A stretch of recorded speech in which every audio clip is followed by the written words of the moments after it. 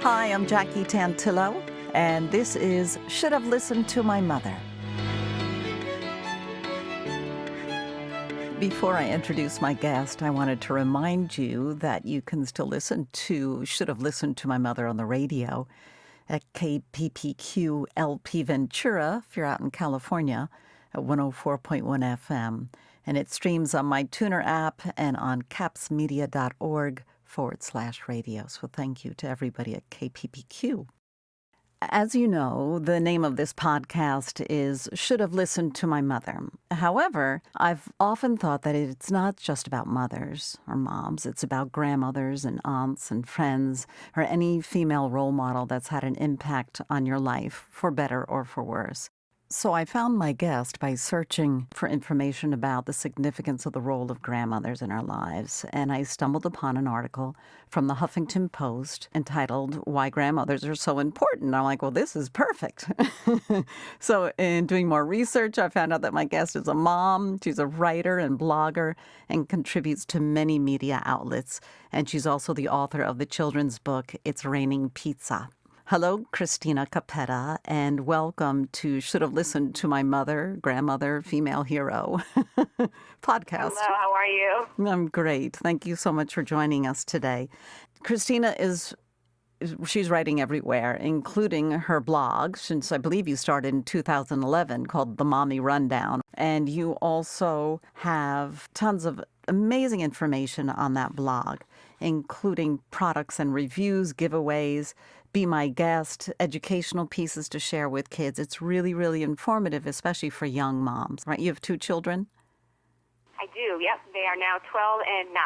Oh, they all get big and grow up. Quickly, very quickly. Yeah. So you're also a former TV news producer. Now you're turned everything mommy writer. So I'm curious as to who or what set you in this particular direction.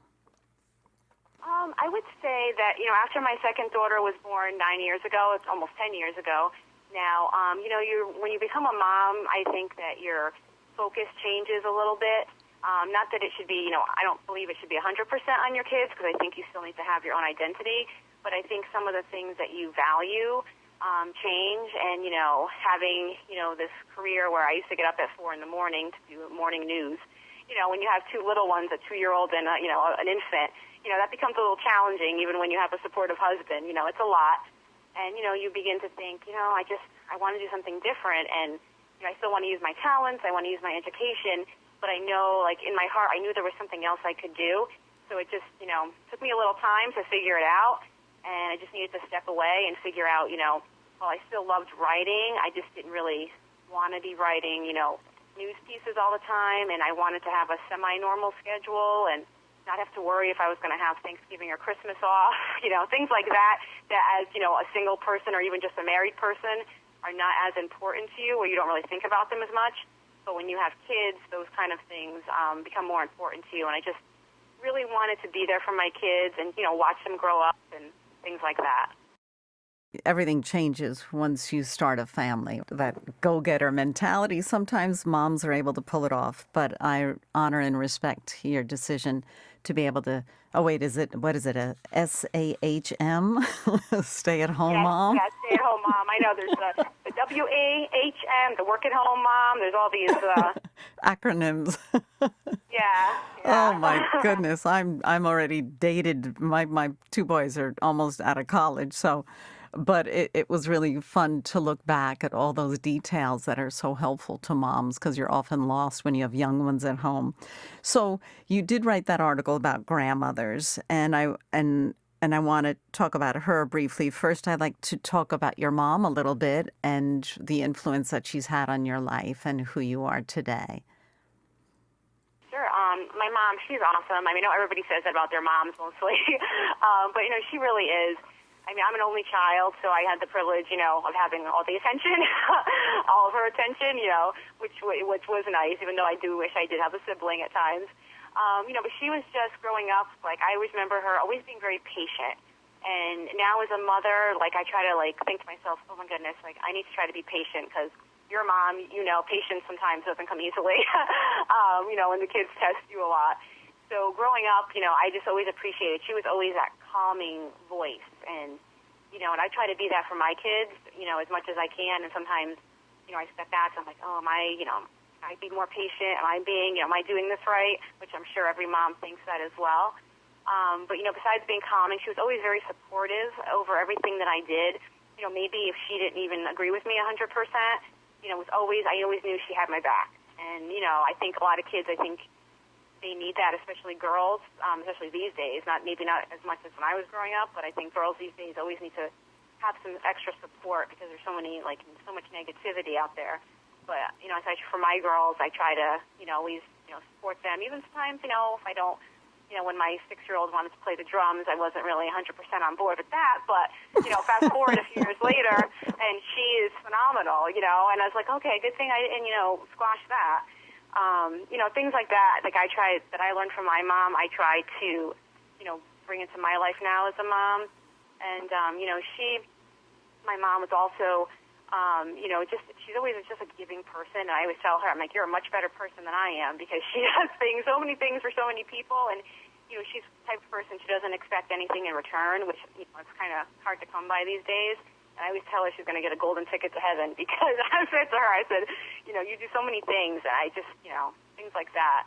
That's, really What's the your mom's? Had. Oh, I'm sorry to step on you. What's your mom's name? Her name is Judy. Does Judy work, or was she a stay-at-home mom as well? She was home with me. She was home with me when I was little, but then she went back to work part-time, like when I was up until 7th grade. I remember when I got into 7th grade, I was home a little bit more, and but she worked part-time, and then my grandmother, that's just one of the reasons why she had a lot of influence on me, she used to take care of me after school, until my mom got home, things like that. And when I was little, she would take care of me a lot, too. So now she's retired, but yeah. What kind of work did your mom do? She worked in a library, and she did a lot of clerical work. Oh, great. I worked in the kids' school library for like 7 years. I loved it. I love working in a library. That was her career, so yeah. And so when she would get home from work, would she make sure you had your homework done, or she trusted that you were good on your own? She let you be independent? Yeah, I was very independent, I think. But, she would always double-check me because I think, that's a mom's job always to check up, But I think, she knew that I knew what I was supposed to do. I think I was pretty responsible, so she didn't have to worry too much. Did you start writing at a young age? I did. When I was, it's funny because when I moved out of my mom's house and I found, going through things, and I found this book that I think I must have wrote in 2nd or 3rd grade. It's just about fun things I used to like to do, and it was on construction paper, but it had those the paper that they used to give you in elementary school with the dotted lines, so you wrote your letters correctly. So the story was written on that, and then it was pasted onto the construction paper. So there was, when I was little, I used to write. I used to like to write, and then when I went to high school, I wrote for the school paper, and that just went through to college and beyond. Have you written nonfiction work? Not in book form. The articles that I write are obviously, all nonfiction because they're all, either interview-based or topic-based, on things like that. How about poetry? No, I was never really into poetry. I always felt like poetry needed to rhyme, and I couldn't do that. So when you close your eyes and you think of your mom, your mom is still with us, Judy's still with us, Yeah. right? So when you think of a childhood memory, where do you kind of see, sense, and feel yourself? Do you have one particular memory that comes to mind? Was it in the kitchen? Was it outside? Did you go to the beach? Was it family gatherings? I would say in the kitchen. As I don't like to actually cook real food, but I like to bake, and my mom was always a good baker. So I'll make you dessert, but you can make me dinner. But yeah, she was always a great baker, and she still is a great baker today. But yeah, we used to bake a lot, which is actually something I do with my girls now. But they actually like to cook real food too, which is good. But yeah, we used to bake a lot, and back in the day when they used to have school bake sales and things like that, I remember her always we have to bake this and we have to bake that. And I used to like to help her to do those kinds of things. As you were growing up, did you welcome your mom's advice or did you cherish your independence? Yeah, I would always ask her opinion. I think a lot of kids, well, what do you think I should do? And, sometimes some people, they want their mom or their dad to say, I think you should do A, B, and C. Oh, so she gave you the liberty or the freedom to kind of make decisions on your own. What's your mom like with your girls? She is amazing. They love her. My oldest daughter from day one, because when my oldest daughter was born, I was still working. So my mom took care of her, and my mother-in-law, they took turns. And so, she got to form a good bond with both of them. But even my youngest, they both love her, and they have a great relationship. They hang out, they play games, they talk, and we go to lunch together, we go shopping. We try to have a lot of girl time, especially now. My mom is getting older, and I think when you realize that your mom's getting older and you see things happen, you try to spend more time with them because you just don't know, things happen. So things happen. Yeah, you mentioned that in your grandmother article. Some of them were about the patience, of course, a grandmother versus a mom. It seems easier sometimes when they're not your children to let them scream or let them have a meltdown, right? Because you're not emotionally attached. Yes, definitely. I know there's things I'll get mad at my girls for doing, and they'll be like, well, Grandma let me do this. I'm like, well, that's great, but you're with me, and I'm not going to let that happen. Things like that, which I remember, like you said, with my grandmother, she used to let me get away with everything, Plus, I was the only granddaughter as well, so, it was just like, you are special. Yeah, it's like that, but yeah. So you are geographically close with your mom as well? Oh, yeah, she lives 5 minutes away from me. Yeah, I was about 2 hours away in college. But even then, it wasn't, so far. It wasn't like she was on the other side of the country or anything like that. Your grandmother that you wrote about, is this a maternal or paternal grandmother? My maternal grandmother. Ah, are your grandmother and mother very similar? They are very similar, my grandmother and my mother. My grandmother, I think, was a little more easygoing, where my mom sometimes, she would get a little stressed, even though, she was always very supportive. But my grandmother, maybe because, she was older, obviously, but she was always so laid back. And I remember I used to call her a lot of times, like if I had a problem or if I was worried about something. So it was always a worry war as a child. And she would always be like, relax, don't worry about it. It's fine. You worry too much. Things like that, I think, I try to take away. And I even tell my kids now, because I see they worry about stupid things, and I try to, kind of channel my grandmother a little bit and tell them not to worry about stuff, things like that. Is your grandmother still with us? No, it's ironic. She passed away 6 years ago on today's date, actually. Wow. She must have been making this little circle happen. What's your grandmother's name? Her name was Rachel. Oh, that's so great. Hi, Rachel. We're thinking of you. Yeah, it was a little crazy, It was a little crazy. But, 6 years. And you felt comfortable calling her if you were concerned. Would you be worried about your parents or something? Is that, or just anything in general that you felt safe calling her?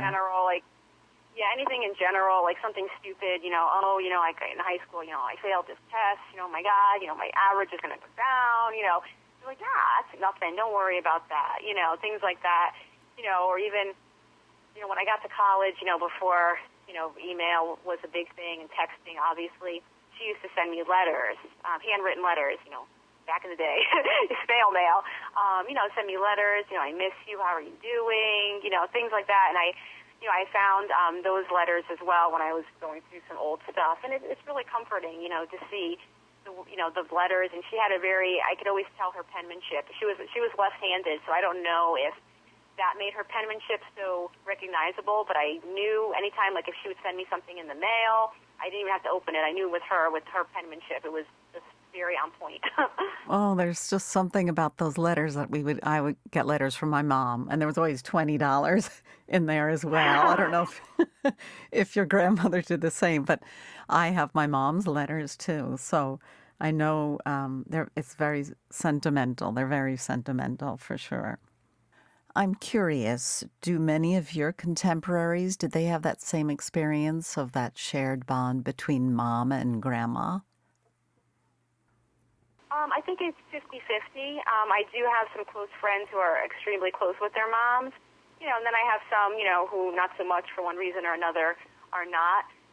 But it's funny, the ones that are very close with their mothers are like the ones that I consider my best friends. So I think, birds of a feather flock together in that regard. There's something about it, isn't it? I don't know what it There is, but Yeah. it really is rings true for me as well. And I'm from a big family of 7. I have 5 sisters and 1 brother, and our mother Linda was quite the role model. Really, really, just absolutely wonderful. Your mom, when you were a little girl, did she openly tell you how proud she was of you or how much she loved you, or did she continuously compliment you and let you know that you were on a good path? All the time. And it's funny because, like, she, always tell people, oh, did you know that Kristina did this and Kristina did that? And I'd be like, oh, my God, Ma, you're embarrassing me. And then I kind of find, like, me doing that with my kids sometimes, like if something comes up and, like, oh, did you know, that she plays the drums or she does this? And they look at me like, God. But I think it's because my mom always used to do that. She, I was the only one, too, so I think maybe that had a lot to do with it. She would always be very loving and always tell me that she loved me, which I do that to my kids, too. Because I think kids do need to hear that, they, even though, you might think, well, they know that I love them because I'm their mom, but I think it's nice to hear those words. And I think it makes a big difference, even if they roll their eyes and and they're mortified. I think Exactly. when they look back, they'll appreciate a lot more than they do now. Did your mom have any particular hobbies or interests that she would say, "Hey, Kristina, come do this with me"? Not really. To be honest with you, no, nothing really sticks out a lot. You baked But my together. grandmother. Yeah, we baked. Yes, we did. But my grandmother was a very avid reader. I mean, she was the type of person who could have finished a book in a day or two, like a big book. And that was definitely something that carried on to me because I love to read as well. I don't never read as fast as she could.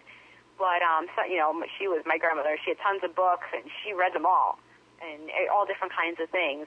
So on that kind of topic, my grandmother definitely instilled a love of reading, which I try to do with my kids, too.